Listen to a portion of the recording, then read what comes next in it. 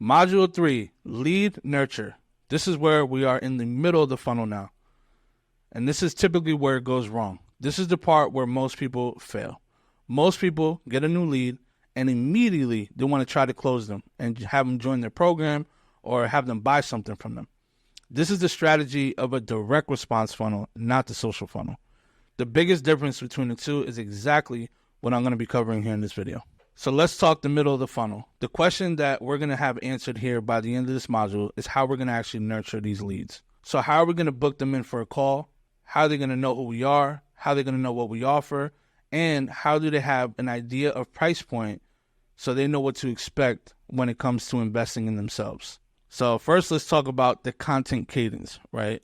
And the content cadence is not as hard as you're thinking. The problem is that everybody's been listening to Gary Vee and Alex Hormozi, and they're some of the top influencers. And I love those guys, but what do they usually say? Post until your thumbs fall off. Gary Vee talks about posting 9 times a day.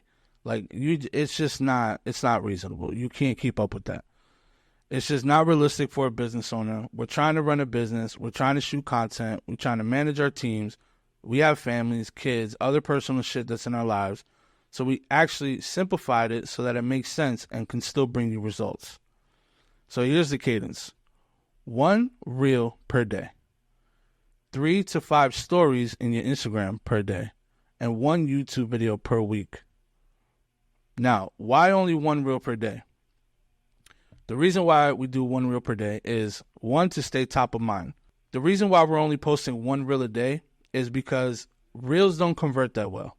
And we just want to post 1 reel a day so that we're not forgotten about. And when people actually come in from the ad, they can see content on our page, right? So what the reel is doing is bringing awareness. And we're giving tidbits and a little bit of value here and there so that they know that we actually exist. Now, with 3 to 5 stories a day, the reason why we do that, when somebody starts to follow you, they may not necessarily be seeing your reel every single day. But one thing they probably will see is your stories, right? And even if they don't follow you, one thing you'll notice is that you have people that watch your stories that aren't your followers. And the reason why is because they want to see what you're up to. So even if they come in through the ad, they check out your page, but they don't necessarily want to follow, they're still going to check out your story. And if you don't have anything in your story, they may never even want to follow you. But the stories, what we're doing here is showing that we're human, we're showing what we do, we're showing some behind the scenes, and we're showing that we actually do what we're saying, right? So it just builds a different type of connection. And 1 YouTube video per week. Why are we only doing 1 YouTube video per week? YouTube is long form content, which converts much better because just like you're doing here on this mini course, we're spending more time together. That's what YouTube does really well. And so you want to be putting at least minimum 1 YouTube video per week. This is really where they're going to start to get to know you, like you, trust you, where the nurturing happens, right? Instagram is the platform that brings the awareness, but YouTube is really where it does the selling for you. So we want to make sure that we're doing at least 1 YouTube video per week. And just to be clear, we're not trying to become the next YouTube sensation. That's definitely not the goal here. We're putting out simple videos, much like the one that you're watching right now. If you look at my YouTube page, it's just Loom videos where I share my screen, I record myself, and I just speak straight to the camera. There's no crazy edits. It's just not necessary. But you want to be giving value, and people are going to spend time with you. The cadence brings results. This is about as simple as a content cadence as it's going to get. 7 reels and a YouTube video per week with stories in between. The reality is, this is where most people drop off and they're not willing to do the work. I teach batching where most of the content is done in one day, whether you want to do it once a week or once a month. And there's still people that are not willing to do it. It's crazy. Now, to lead nurture, we only need 2 video assets. The first one is going to be a lead magnet. This is a way that we get people to message us, right?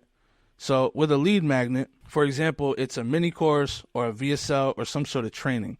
What you're watching right now is a lead magnet. This nurtures way better than a cheat sheet or a PDF or some sort of guide that people are just reading. The video allows you to see me, you can listen to how I sound, and we spend more time together. You need to remember that people buy the coach, not the coaching.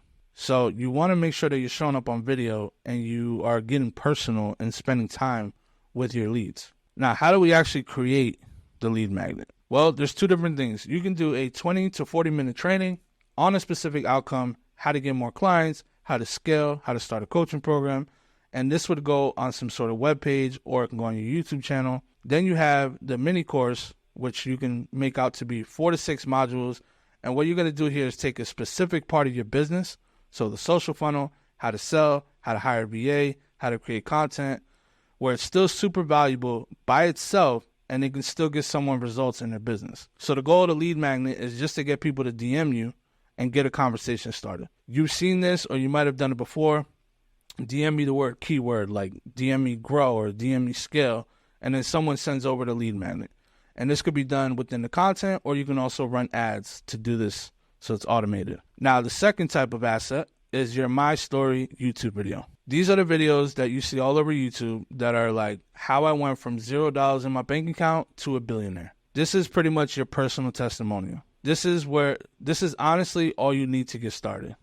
It's great to have other people that are raving about you and your business, but people actually want to hear from you. So remember that when you're coaching, you're helping people that were in your exact position. You will definitely understand how they're feeling and know your story is going to resonate. If you're consulting and not coaching, it's still similar. You've gotten results for someone, and now you're teaching someone to get that result. You want to tell your story of how you got client results. So my story of being an illegal immigrant most of my life, then to getting into college and dropping out just before graduating, then starting a content agency, and now consulting, that all resonates with people and helps people to see me as human. And I'm sure there's people that have gone through the same path. So you want to create your own My Story video. You want to talk about how you got to where you're at. Give viewers things that they can actually resonate with. Get personal. Remember, they're investing in you and not your program. So give them a reason to resonate. And just remember, we're not going for viral. So again, we don't have to have crazy edits. We just want to keep it simple, and we want the story to do the selling for us. Let's look at the bigger picture. So with the social funnel, so far we've covered ads, and now we're talking about content. We're paying for leads on Instagram to come through our profile page. Once they enter the funnel, aka our Instagram page, we nurture them with content. So that's just a big overview of what we've covered so far. Now, the last step in nurturing is retargeting ads. Now, the goal of all of this, the lead nurture, is to get messages.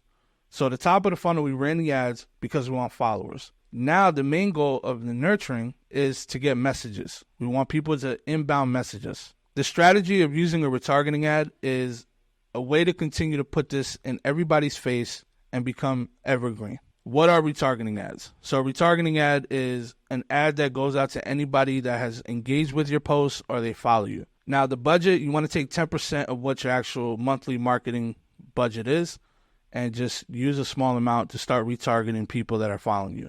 It's very easy to do. It's much like the ads that we talked about in Module 1, and we're going to actually use the ad manager to get this done. These ads, you actually want to start running them once you've built a decent-sized qualified audience, between like 500 to 1,000 people. They're the same script as the ads in Module 1, but we just change out the call to action at the very end. So instead of saying, shoot me a follow and watch my past content, you say, DM me for the free lead magnet, or DM me the word grow to learn more. This can be done manually as well without ads. If you don't want to spend on the ads, you can just put it in your posts, or you can just add it a few times a week in your stories. Ads just automate the process. So now what happens next? We run the ads, or we post about it, and people start to message us. Once this happens, we're able to begin the conversation. And that conversation is going to be covered in Module 4. So I'll see you in the next module.